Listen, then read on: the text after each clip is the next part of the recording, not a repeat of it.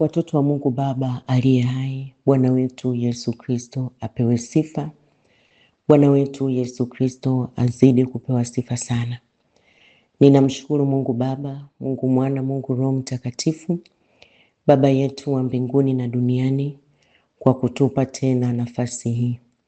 Ni kwa jina kuu la Bwana wetu Yesu Kristo tumekusanyika, na ibada tulio nayo ni ibada ya kumaliza wiki kwa jina la Yesu, na kuanza wiki nyingine tena kwa jina la Yesu. Msingi wetu ukiwa umesimama katika neno la Mungu, tukiwa na ufahamu kabisa ya kwamba hapa tulipofika ni mkono wa Mungu umetufikisha. Neema ya Mungu haijatupungukia. Na pia tuna ufahamu kabisa hatuwezi kusogea hata hatua moja bila msaada wa Bwana Yesu. Kwa msaada wa Bwana tunatenda makuu. Kwa msaada wa Mungu wetu tunalifuatia jeshi. Kwa msaada wa Bwana tunatenda makuu. Na ndani ya Bwana wetu Yesu Kristo sisi tunakwenda, tunaishi na kuwa na uhai wetu. Na tunashinda na zaidi ya kushinda katika yeye atutiaye nguvu, aliyekufa na kufufuka kwa ajili yetu. Ninayesema nawe ni Mama Elwa, Jesus is the way, kwa moyo unyenyekevu kabisa na wa upendo na kukaribisha katika ibada hii. Na msingi wa ibada hii ni neno la Mungu lililo hai, lenye nguvu, lenye kutuokoa, lililo taa yetu, ndio msingi wa maisha yetu. Bwana Yesu apewe sifa sana. Na neno la Mungu linasema tutaifahamu kweli na kweli itatuweka sisi huru. Kweli ni neno la Mungu, kweli ni Yesu Kristo, mwana wa Mungu aliye hai. Ujumbe ambao Roho Mtakatifu wa Mungu ameuachilia katikati yetu unasema ya kwamba kuwa na ufahamu ya kwamba ndani ya Yesu Kristo wewe hapa duniani sio mtu wa kawaida kabisa. Yaani wewe sio mtu wa kawaida kabisa ukiwa ndani ya Yesu. Tunakwenda kujifunza hili leo. Haleluya, amen. Na kwenda kufungua ibada hii kwa maombi. Tuombe. Asante Baba yetu wa mbinguni na duniani. Hakika Baba umetupa tena nafasi. Nafasi hii ni kubwa sana na ya upendeleo mbele zako. Hakika ndani yako sisi tunakwenda, tunaishi na kuwa na uhai wetu. Asante Roho Mtakatifu wa Mungu. Ni kwa jina la Yesu Kristo tumekusanyika tena pamoja. Umetupa neema hii Bwana, Baba yetu wa mbinguni, tupate kulisikia neno lako la uzima. Nasi katika agano kuu la damu ya Yesu, mimi Bwana Yesu, mtoto wako, mtumishi wako, mtumwa wako, kuhani wako, uliyenichagua na kunitakasa kwa damu yako Bwana, ukanitukuza, ukanitakasa, nipate kuifanya kazi yako hii. Nami katika agano la damu ya Yesu naingia na watoto wako, wateule wako, katika kila kabila na lugha na jamaa na taifa, kwenye kiti chako cha rehema na neema, kwa jina la Yesu Kristo, kwa damu ya sadaka ya damu ya Yesu Kristo, mwana wa Mungu aliye hai. Katika jina la Yesu Kristo, mwana wa Mungu aliye hai. Baba, asante kwa msamaha wa damu yako juu yangu na juu ya watu wako hawa. Msamaha wa damu yako Yesu usitupungukie juu ya makosa yote. Na damu yako Yesu imetufutia dhambi, hatia zote na makosa yote. Na kwa damu yako Yesu ya agano jipya, katika Roho wako Mtakatifu tunafinywangwa upya katika nafasi Bwana Yesu wa kukuabudu na kutumikia siku zote za maisha yetu. Roho Mtakatifu wa Mungu, tuseme nini juu ya haya? Umetukusanyisha tena pamoja tusikie kutoka kwako. Roho Mtakatifu wa Mungu, sema na mioyo yetu, sema na maisha yetu na hatua zetu. Tuonye Bwana, tutie nguvu, tutie moyo, tuinue kwa neno lako la uzima Baba, tufinyange kwa upya, na neno lako Baba likaanguke kwenye udongo ulio mzuri. Kwa jina la Yesu likazae sana 100% kwa utukufu wa jina la Yesu. Baba, asante, neema yako yatosha. Kwa jina la Yesu Kristo, mwana wa Mungu aliye hai, neno lako Bwana ukalithibitishe wewe Baba. Kila aliye gizani akaone mwanga sasa katika jina la Yesu. Kila aliyeinama akainuke sasa kwa neno lako katika jina la Yesu. Kila aliyeanguka akasimame sasa akiwa imara kabisa katika jina la Yesu. Baba, ukawaonyesha watoto wako jinsi walivyokuwa na thamani machoni pako, kwa nguvu ya jina la Yesu Kristo, kwa nguvu ya neno lako la uzima. Aliye mgonjwa akawe mzima sasa, aliye dhaifu akawe hodari sasa, kwa nguvu ya neno lako lenye nguvu, lenye uhai, na kwa neno lako Bwana Yesu, kwa jina la Yesu Kristo, kila giza linatawanyika kwenye maisha ya watoto wako, na nuru ya neno lako inaingia kwenye maisha yao, na giza litawaweza kamwe. Ndiyo Baba, asante. Asante kwa kuwa mwili na damu havijatufunulia hili, bali ni wewe Baba yetu wa mbinguni na duniani. Asante Roho Mtakatifu wa Mungu, kwa kuwa uko pamoja na sisi kulithibitisha neno lako kwa ishara na maajabu na miujiza, na jina la Bwana wetu Yesu Kristo lizidi kutukuzwa. Asante Baba, ni kwa jina la Yesu Kristo tunaimaliza wiki hii. Kwa jina la Yesu Kristo mwana wa Mungu aliye hai, tunaianza wiki nyingine tukikanyaga kwa mamlaka kuu ya damu ya Yesu. Kwa damu ya Yesu namiliki malango yote, kwa damu ya mwana kondoo wa Mungu. Sisi ni washindi pamoja nawe Bwana Yesu, siku zote za maisha yetu. Amen. Bwana Yesu apewe sifa sana. Na damu ya Yesu itakase mioyo yetu, akili zetu zipate kutakasika kwa jina la Yesu, tupate kuyaelewa maandiko. Asante Yesu. Amen. Kuwa na ufahamu ya kwamba ndani ya Yesu Kristo wewe hapa duniani sio mtu wa kawaida.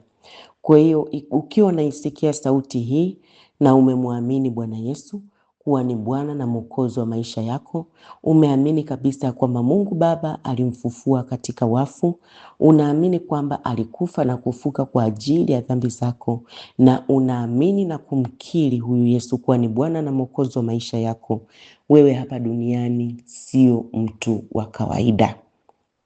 Na inawezekana unajiona mtu wa kawaida kwa sababu huna ufahamu. Bwana Yesu apewe sifa sana. Tena na hata kuokoka kwako sio kwa bahati mbaya. Bwana Yesu apewe sifa sana. Mtoto wa Mungu, ufahamu wa neno la Mungu ndio ushindi wako wewe mteule wa Mungu hapa duniani. Mtoto wa Mungu, kujitambua kwako ndani ya neno la Mungu ndio ushindi wako. Bila ufahamu wa neno la Mungu ya kwamba linasema nini juu yako, na ukasimama juu yake neno hili, neno la Mungu, bila ufahamu wa neno la Mungu na ukasimama juu ya neno la Mungu, hautaweza kuishi maisha ya ushindi hapa duniani. Sitochoka kukwambia hili lipate kuingia moyoni mwako. Bwana Yesu apewe sifa sana. Kumbuka ninakuwa na kusisitizia hili. Sisitizi sana kuhusu maombi, na sisitiza kuhusu neno la Mungu, kwa sababu maombi bila neno la Mungu pia ni maombi ya matupu. Bwana Yesu apewe sifa sana. Hayana pa kusimamia, hayana mshiko. Kwa hiyo kuishi maisha ya ushindi hapa duniani ni pale wewe ukiwa na ufahamu wa haki zako katika neno la Mungu. Mbinguni utaingia sawa kwa kuwa umemwamini Bwana Yesu, lakini maisha yako ya kila siku embu yapime. Je, ni ya ushindi? Je, yana ushuhuda? Je, unayafurahia maisha yako ya kila siku? Je, unaamini? Je, una mafanikio? Je, unaufurahia wokovu wako? Bwana Yesu apewe sifa sana. Neno la Mungu katika ile Warumi 10 mstari wa 9 mpaka wa 11, neno la Mungu linatuambia ukimkiri Yesu kwa kinywa chako ya kuwa ni Bwana na kuamini moyoni mwako ya kuwa Mungu Baba alimfufua kutoka kwa wafu, utaokoka. Nitarudia. Ukimkiri Yesu kwa kinywa chako ya kuwa ni Bwana na kuamini moyoni mwako ya kuwa Mungu Baba alimfufua katika wafu, utaokoka. Kwa maana kwa moyo mtu huamini hata kupata wokovu, kwa moyo mtu huamini hata kupata haki, na kwa kinywa mtu hukiri hata kupata wokovu. Kwa moyo mtu anaamini, unahesabiwa haki, na kwa kinywa unakiri, unapata wokovu. Unakiri nini? Ukimkiri Yesu kwa kinywa chako ya kuwa ni Bwana na kuamini moyoni mwako ya kuwa Mungu Baba alimfufua katika wafu, utaokoka. Kwa unaamini alafu unayakiri hayo. Na neno la Mungu linasema, kwa maana andiko la nena, kila amwaminie Yesu hata aibika. Kila amwaminie hata aibika. Kila amwaminie hata tahayarika. Bwana Yesu apewe sifa sana. Wapendwa, kwa neno hili, huku ndiko kuokoka. Kwa hiyo ukifikia hii imani, lazima ujiulize wewe, una imani hiyo? Imani hiyo ambayo nimekuambia sasa, ya kumwamini Yesu na kumkiri kwa kinywa chako. Ukifikia hapo, ujue ya kwamba wewe umeokoka. Bwana Yesu apewe sifa sana. Yaani unaamini moyoni mwako Yesu Kristo alikufa na Mungu Baba alimfufua Yesu mwanaye. Yaani Yesu yu hai. Na kwa kinywa chako unakiri hayo. Unakiri ya kwamba Yesu Kristo ni Bwana na Mwokozi wa maisha yako. Na mtu aaminie kwamba Yesu Kristo alikufa, anaamini pia alikufa kwa ajili ya dhambi zake. Wote tunajua hakufa bure, alikufa kwa ajili ya dhambi zetu. Azichukue dhambi zetu, atupe utakatifu wake na ukamilifu wake. Sasa, kama jibu lako ndiyo unaamini hii, una imani hii, basi jitambue wewe umeokoka. Na kama jibu lako ni hapana, hauna imani hii, basi wewe haujaokoka. Sasa, hapa ndipo utaelewa wale wapinga Kristo. Wanaitwa wapinga Kristo kwa sababu wanaikana imani hii. Wanapinga Yesu sio mwana wa Mungu na wanapinga Yesu hajafufuka. Yoyote anayepinga hili, ujue huyo ni mpinga Kristo. Na wewe kama una imani hii na ukakutana na mtu anayepinga hii, ujue kabisa hamko njia moja. Hata kama anakuambia tunamwabudu Mungu mmoja, sio kweli. Yaani ujue kwamba mko tofauti kabisa, mko njia tofauti. Bwana Yesu apewe sifa sana. Nimeona nikupe huo utangulizi ujue ya kwamba wewe uliye ndani ya Yesu na ukiwa na imani hii umeokoka, wewe sio mtu wa kawaida. Bwana Yesu apewe sifa sana. Na leo niko hapa kukuambia wewe kama mwanadamu, ukifikia kiwango cha imani hii ya wokovu na kusimama katika msingi wa imani hii na ukiri huu wa wokovu, jitambue tu wewe sio tena mtu wa kawaida hapa duniani. Kwa nini Mama El? Ndio nakupa jibu sasa. Na hili jibu tunalipata katika Warumi 8, ule mstari wa 28 na wa 39. Sasa ningependa nisome hii mistari na usikilize kwa makini, na kama una Biblia yako fungua tusome kwa pamoja. Warumi 8 mstari wa 28 na mpaka wa 39. Baada ya hapo nitakupa pointi za wewe ujione kwamba sio mtu wa kawaida kabisa. Na neno la Mungu likisema, limesema. Hakuna wakufuta, hakuna wakupinga.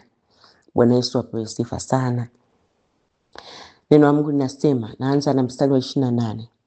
Nasi twajua ya kuwa katika mambo yote Mungu hufanya kazi pamoja na wale wampendao katika kuwapatia mema. Mstari wa 29. Maana wale aliyowajua tangu asili aliwachagua tangu asili wafananishwe na mfano wa mwana wake, ili yeye Yesu awe mzaliwa wa kwanza miongoni mwa ndugu wengi. Na wale aliyowachagua tangu asili hao akawaita, na wale aliyowaita hao akawahesabia haki, na wale aliyowahesabia haki hao akawatukuza. Basi tuseme nini juu ya hayo? Mungu akiwapo upande wetu, ni nani aliye juu yetu? Yeye asiyemwachilia mwana wake, mstari wa 32, yeye asiyemwachilia mwana wake mwenyewe, bali alimtoa kwa ajili yetu sisi sote, atakosaje kutukirimia na mambo yote pamoja naye? Mstari wa 33, ni nani atakayewashtaki wateule wa Mungu? Mungu ndiye mwenye kuwahesabia haki. Ni nani atakayewahukumia adhabu? Kristo Yesu ndiye aliyekufa, naam, na zaidi ya hayo amefufuka katika wafu, naye yuko mkono wa kuume wa Mungu Baba, tena ndiye anayetuombea. Bwana Yesu apewe sifa sana. Na huu mstari wa 35, 38 na 39 nimeusummarize hapa ili nipate ile point ambayo nilikuwa nataka kuipata. Ni nani atakayetutenga na upendo wa Kristo? Je, ni dhiki au shida au adha au njaa au uchi au hatari au upanga? Na ukiruka pale utaona kwamba kwa maana nimekwisha kujua hakika ya kwamba wala mauti wala uzima wala malaika wala wenye mamlaka yaliyopo wala yatakayokuwapo wala wenye uwezo wala yaliyo juu wala yaliyo chini wala kiumbe kinginecho chochote hakitaweza kututenga na upendo wa Mungu ulio katika Kristo Yesu. Mstari wa 37, katika mambo hayo yote tunashinda na zaidi ya kushinda kwa yeye aliyetupenda. Bwana Yesu apewe sifa sana. Bwana Yesu asifiwe, watoto wa Mungu. Bwana Yesu asifiwe. Nimerudia mstari wa 37 hapa. Katika mambo hayo yote tunashinda na zaidi ya kushinda kwa yeye aliyetupenda. Sasa kwa neno hili lililo nuru, mtoto wa Mungu uliokoka, ya kupasa kuishi kwa kujitambua na kuwa na ufahamu wewe sio wa kawaida tena, kwa sababu katika neno hili tulilolisoma tunapata pointi hizi ambazo zinatuhusu sisi tuliokoka. Amen. Na nimekuambia kuokoka ni nini pale mwanzo. Pointi ya kwanza, kuwa na ufahamu ya kwamba neno la Mungu limesema kila amwaminie Bwana Yesu hataaibika. Kwa hiyo ndani ya Yesu aibu sio fungu la maisha yako tena hapa duniani. Amen. Tumesoma pale kila amwaminie yeye hatotayarika. Kwa hiyo aibu sio fungu la maisha yako wewe uliyemwamini Kristo. Pointi ya pili, kuwa na ufahamu. Mungu Baba alikujua zamani. Mungu Baba alikujua tangu mwanzo. Wewe haujaokoka kwa bahati mbaya. Yaani hata kabla wanadamu hawajakujua, Mungu wa mbinguni alishakujua wewe ni wa kwake. Na hakuna wa kupinga hilo. Wewe ni mali ya Mungu. Amekununua kwa damu yake ya thamani kubwa sana. Wewe ni mali ya Kristo. Bwana Yesu apewe sifa sana. Kuwa na ufahamu huo. Hiyo ni pointi ya pili. Nakumbuka hizi pointi zote nimezitoa kwenye haya maandiko tuliyokwisha kuyasoma. Pointi ya tatu, kuwa na ufahamu. Mungu Baba alikuchagua. Neno la Mungu linasema alitujua tangu mwanzo akatuchagua. Kwa hiyo sisi au wewe haujajichagua mwenyewe. Haujaokoka kwa bahati mbaya. Wewe sio wa kawaida. Wewe umechaguliwa na Mungu. Wewe sio wa kawaida. Wewe umejulikana na Mungu toka mwanzo. Kwa hiyo wewe haujajichagua mwenyewe wala haujachaguliwa na wanadamu. Kwa sababu hiyo ni Mungu kwa mapenzi yake na kwa makusudi yake amekuchagua tangu mwanzo. Na neno la Mungu linasema ametuchagua tufananishwe na mfano wa mwanae Yesu Kristo. Kwa hiyo mtoto wa Mungu, wewe umeingia kwenye familia ya Mungu. Sisi tumefananishwa na mwanae Yesu Kristo. Tumeingia kwenye familia ya Mungu. Na neno linatuambia, ukisoma hapo utaona ya kwamba Yesu Kristo ni mzaliwa wa kwanza. Sisi tunafuata. Ni mzaliwa wa kwanza kati ya ndugu wengi ambao ni sisi. Kwa hiyo kazaliwa, sisi tumefuata. Sisi tumeingia kwenye familia ya ufalme wa mbinguni. Bwana Yesu apewe sifa sana. Sisi Yaani mimi sio wa kawaida. Na wewe jitamkie kwamba wewe sio wa kawaida. Bwana Yesu apewe sifa sana. Pointi ya 4, kuwa na ufahamu. Mungu Baba amekuita. Amen. Kumbuka umechaguliwa, haujajichagua. Umejulikana na Mungu toka mwanzo. Bwana Yesu apewe sifa sana. Alafu pia umeitwa. Kwa hiyo haujaokoka kwa bahati mbaya. Kwa hiyo haujajiita wewe mwenyewe wala haujaitwa na wanadamu. Na kwa sababu hiyo ni Mungu amekuita, muumbaji wa mbingu na nchi. Wewe sio wa kawaida basi. Pointi ya 5, kuwa na ufahamu. Ninaposema kuwa na ufahamu, yani neno hili likufungue leo, likupe ufahamu ili utembee kifua mbele. Bwana Yesu apewe sifa sana. Kuwa na ufahamu ya kwamba Mungu Baba yako yuko upande wako siku zote.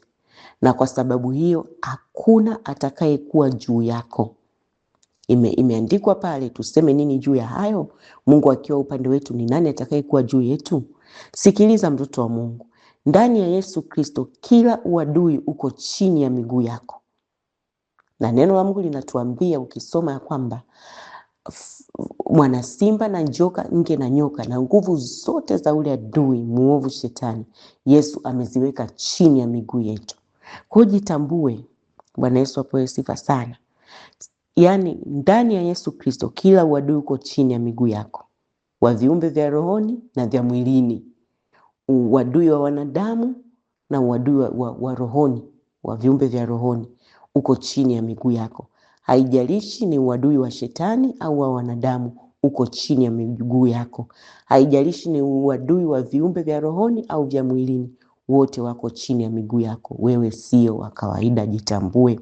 Pointi ya 6, kuwa na ufahamu. Wewe una nafasi ya kukirimiwa, maana yake nafasi ya kuzawadiwa na Mungu mambo yote pamoja na yeye Mungu. Una nafasi hii ya kuzawadiwa. Maana yake nini Mama El? Maana yake wewe una kipaumbele cha kupokea mambo unayoyataka upokee kutoka kwa Mungu. Yaani wewe sio wa kawaida. Bwana Yesu apewe sifa sana. Na katika neno hilo tulilolisoma tunapata pointi pia hii ya 7, kuwa na ufahamu ya kwamba Mungu Baba alikubali kumtoa mwanae kama sadaka kwa ajili yako, akakubali afe kwa ajili yako. Yaani wewe unavyoishi hapa duniani, kuna aliyekufia msalabani. Yaani neema uliyopata ya wewe kuokoka ni kwa sababu huyu Mungu muumbaji wa mbingu na nchi alimtoa mwanae kwa ajili yako wewe. Na Yesu mwenyewe katuhakikishia, akasema anaacha kondoo wale 9, anamtafuta mmoja aliyepotea, ambaye ni mimi na wewe. Ametutafuta. Bwana Yesu apewe sifa sana. Kwa hiyo jitambue, wewe ni wa thamani sana sana mbele za Mungu. Usikubali dharau za wanadamu zisimamie maisha yako. Yupo aliyekufia. Wewe ni wa thamani kiasi cha kwamba mwana wa Mungu aliye hai Yesu Kristo amekufa kwa ajili yako. Wewe sio wa kawaida. Hebu sema mimi sio wa kawaida kwa jina la Yesu.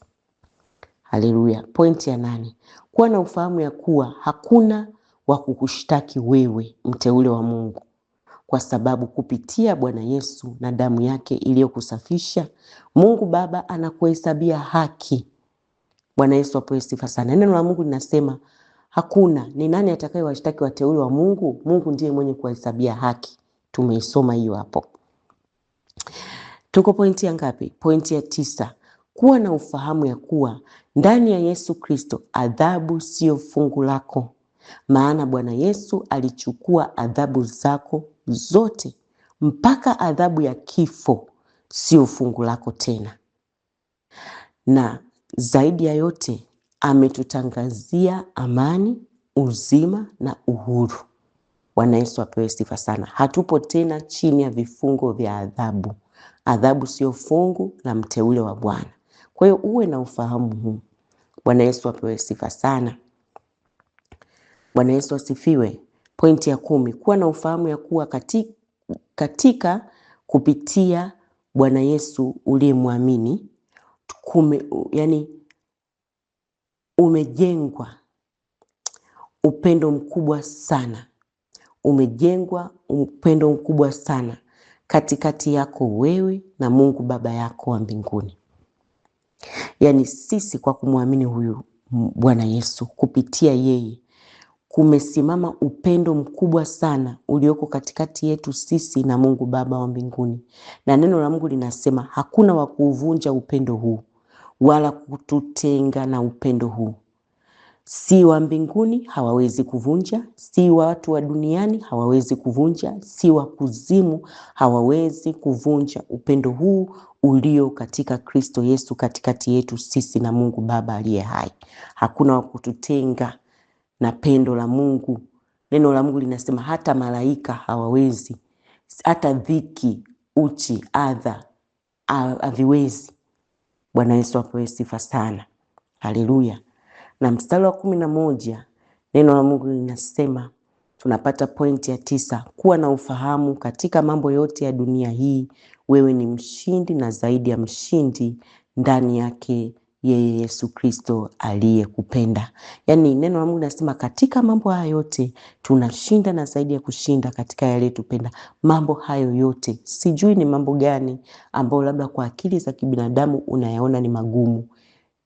Kili huu mstari, uamkapo ulalapo, katika mambo haya yote mimi ni mshindi zaidi ya mshindi katika yeye Yesu aliyenipenda. Kili, amini na ukae moyoni mwako na ukiri kwenye kinywa chako. Kwa moyo mtu anaamini, kwa kinywa anakiri, anapata kuokolewa, anapata wokovu. Bwana Yesu apewe sifa sana. Pointi ya 12, kuwa na ufahamu Mungu Baba anafanya kazi pamoja na wewe kila siku. Hauko peke yako, kila saa katika kukupatia mema wewe uliyechagua kumpenda Mungu. Mungu anafanya kazi pamoja na wewe usiku na mchana. Bwana Yesu apewe sifa sana. Neno la Mungu limetuambia pale, tumesoma katika nasi tujue ya kuwa Mungu hufanya kazi pamoja na wale wampendao katika kuwapatia mema. Bwana Yesu apewe sifa sana. Mema ni fungu letu sisi. Sisi sio wa kawaida. Lazima mema yatufuate. Bwana Yesu apewe sifa sana. Lazima baraka zitufuate na kutu overtake na kututangulia. Bwana Yesu apewe sifa sana. Hatukimbizani kukimbiza baraka, bali baraka zinatufuata. Yaani lazima tubarikiwe. Hakuna jinsi ambavyo, sina usemi wa kusema, ila lazima ubarikiwe. Ukiamua kweli kusimama na huyu Yesu utaziona baraka. Bwana Yesu apewe sifa sana. Pointi ya 13, kuwa na ufahamu ya kuwa Yesu Kristo uliyemwamini yuko mkono wa kuume wa Mungu Baba akikuombea wewe usiku na mchana. Na huu ni ule mstari wa 34 kwamba Yesu Kristo mwana wa Mungu anatuombea usiku na mchana. Sasa hizi pointi, nimekupa hizi pointi. Wewe hapo sasa, ufahamu huu ukiwa nao, ukiamini, kili. Yaani kili kwamba mimi nimechaguliwa na Mungu, nimejulikana na Mungu toka mwanzo, hakuna wa kupinga hili. Katika mambo ya yote Mungu anafanya kazi pamoja na mimi. Mimi siko mwenyewe. Mimi ni mshindi na zaidi ya mshindi. Bwana Yesu apewe sifa sana. Mimi nina nafasi ya kukirimiwa, kuzawadiwa yaliyo mema mbele za Mungu. Yaani kili, unavyokili vile ndio ushindi wa maisha yako. Mungu yuko upande wangu mimi. Hakuna kitakachokuwa juu yangu. Hebu tamka haya maneno, tamka. Bwana Yesu apewe sifa sana. Kila pointi hapa ya kwanza mpaka hii nilio ya 13 ni neno la Mungu lilo hai unalotakiwa uishi nalo kila siku. Ukilala ukiamka, jua kwamba wewe umeitwa na Mungu. Umechaguliwa na Mungu. Bwana Yesu apewe sifa sana. Haujajiita mwenyewe. Wewe umeteuliwa. Wewe umetukuzwa, na kwa sababu umetukuzwa na Mungu, hakuna wa kukushusha. Bwana Yesu apewe sifa sana. Hakuna uchawi wa kukushusha wewe. Hakuna mamlaka za giza za kukushusha wewe. Kwa sababu katika mambo haya yote Mungu yuko pamoja na wewe, anafanya kazi pamoja na wewe. Sasa kinachokufanya usisonge mbele, kinachokufanya ujisikie kushindwa kwa sababu huijui kweli. Usipoijua kweli, usipojua haki zako, shetani atakuonea. Bwana Yesu apewe sifa sana. Ni lazima uwe na ufahamu. Na Roho Mtakatifu wa Mungu atusaidie sana. Mungu Baba akubariki sana. Hakika wewe sio wa kawaida. Amini hivyo, ukiri hivyo kila wakati, na usiruhusu mazingira wala mitazamo ya wanadamu ikutoe kwenye mstari huu wa imani hii. Bwana Yesu apewe sifa sana. Takwenda kuomba. Haleluya. Shika kwenye moyo wako. Asante Bwana Yesu kwa neno lako ambalo limeokoa wengi na kukuzalia wewe matunda.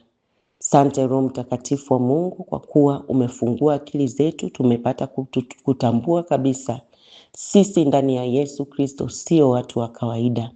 Umesema sisi tutafanya makuu katika jina la Yesu Kristo mwana wa Mungu aliye hai. Neno lako linasema bali wale wamjuao Bwana watapata nguvu mpya, watatenda makuu. Tunatoka utukufu hadi utukufu, imani hadi imani. Hakuna wa kurudi nyuma, hakuna wa kukata tamaa. Kwa kuwa Bwana wetu Yesu Kristo ndani yako tunakwenda, tunaishi na kuwa na uhai wetu. Na umeahidi uko pamoja na sisi mpaka ukamilifu wote. Sisi sio yatima. Asante Roho Mtakatifu wa Mungu. Asante kwa kutufunulia neno hili la uzima. Baba Mungu, umetuchagua, umetutukuza, umetutakasa. Hakika Baba, hakuna wa kutushusha sisi.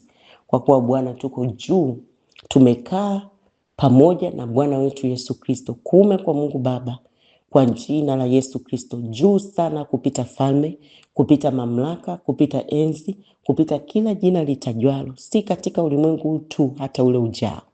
Roho Mtakatifu wa Mungu, asante kwa ufahamu huu ndani yangu, na sasa umeingia ndani ya watoto wako. Na huu ufahamu Bwana na neno lako la uzima limewaokoa wengi sasa, katika jina la Yesu Kristo mwana wa Mungu aliye hai. Nami Baba, kwa mamlaka ulionipa ya kutamka na ikawa, kwa jina la Yesu Kristo ninalitamkia kanisa lako sasa. Mtoto wa Mungu, ukawe na wiki ya amani katika jina la Yesu. Ukawe na wiki ya ushindi katika jina la Yesu. Ukawe na maisha ya ushindi na amani yaliyojaa furaha katika Roho Mtakatifu. Kwa jina la Yesu Kristo, mtoto wa Mungu ukastawi. Kwa jina la Yesu Kristo, wewe umetukuzwa na Mungu, hakuna wa kukushusha. Usiku, mchana, wala asubuhi, hakuna wa kukushusha wewe. Kwa jina la Yesu Kristo, mtoto wa Mungu, wote walio kuchimbia mashimo wanatumbukia wenyewe sasa. Kwa mamlaka kuu ya jina la Yesu, natamka wanatumbukia wenyewe sasa. Wote walio kubilingitia majiwe yao yanawarudia wenyewe na kuwabilingitia kwa jina la Yesu. Kwa jina la Yesu Kristo, waliozipotosha hatua zako, kwa neno la Mungu linalosema huyu Yesu alikuja ili ayanyoshe hayo mapito. Nami natamka kwa jina la Yesu, njia za kwao ndo zinakwenda kupotoka, ya kwako inanyooka. Kwa jina la Yesu Kristo, ninakutamkia kwa mamlaka kuu ya jina la Yesu, kila mlima waliokutegeshea milima hiyo inang'oka sasa, inawarudia wao na uzao wao kwa jina la Yesu. Wewe mtoto wa Mungu unapita salama kwa ushindi kabisa katika damu ya Yesu.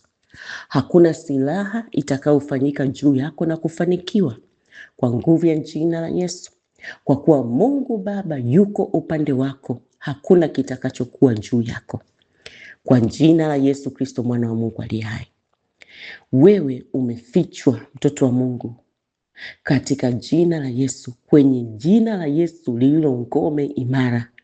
Hakuna silaha itakao kupata wewe. Tembea kwa ushindi, tembea kwa amani. Kwa nguvu ya jina la Yesu ukafanikiwe uingiapo na kutoka. Kwa kuwa unamwamini Kristo mwana wa Mungu aliye hai. Umesimama katika msingi wa neno lake. Wewe ni wa mafanikio usiku na mchana, na hakuna wa kulipinga hilo. Hakuna na hajazaliwa wa kuzuia baraka zako. Katika jina la Yesu Kristo mwana wa Mungu aliye hai, damu ya Yesu ikufunike. Neema ya Bwana wetu Yesu Kristo iliyokuu kabisa ya upendeleo, vazi la neema likufunike. Kwa jina la Yesu Kristo ukakubalike uingia hapo na kutoka. Kwa jina la Yesu Kristo upendo wa Mungu Baba, kwa jina la Yesu Kristo na ushirika mkuu wa Roho Mtakatifu ukazidi kuwa na wewe usiku na mchana. Asante Bwana Yesu. Asante Roho Mtakatifu wa Mungu. Asante Baba yetu wa mbinguni. Na ifunike ibada hii kwa damu ya Yesu, na ninazidi kusema Yesu Kristo ndiye Bwana na Mwokozi wa maisha yetu na mfalme wa maisha yetu na jemedari wa vita vyetu, ni adui wa maadui zetu na mtesi wa hao waliojiinua ili kuyatesa maisha yetu. Yesu Kristo ni mtesi wa hao. Kwa jina la Yesu Kristo mwana wa Mungu aliye hai. Amen. Mungu akubariki sana. Na Mungu Baba akupa kibali. Karibu tujifunze neno la Mungu kupitia namba hizi: +255 718283144 na namba nyingine ni +255 Damu Yesu ikufunike katika jina la Yesu. Amen. Songa mbele. Thamani yako ni msalaba wa Yesu. Songa mbele. Haipimwi na wanadamu thamani yako, inapimwa na msalaba wa Yesu. Amen.